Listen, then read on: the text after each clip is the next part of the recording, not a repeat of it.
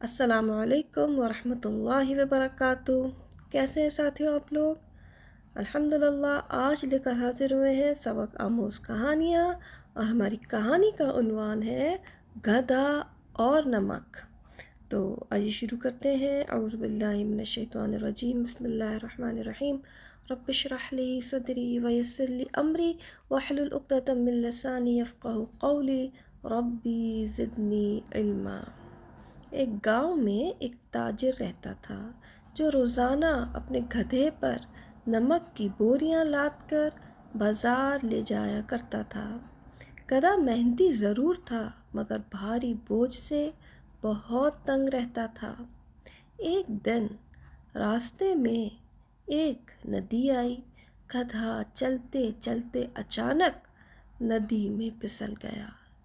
جیسے ہی نمک پانی میں بھیگا وہ گھل گیا اور بوجھ ہلکا ہو گیا۔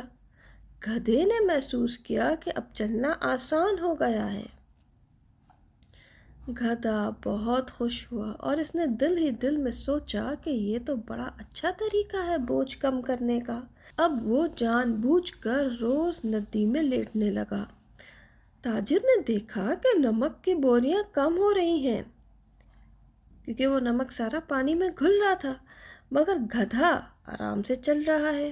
تاجر گدھے کی چالاکی سمجھ گیا۔ اگلے دن تاجر نے نمک کے بجائے کپاس کی بوریاں گدھے پر لاد دیں۔ جب گدھا حسب عادت ندی میں لیٹا تو روئی نے پانی کو جذب کر لیا۔ اب نمک پگھلنے کے بجائے کیا ہوا؟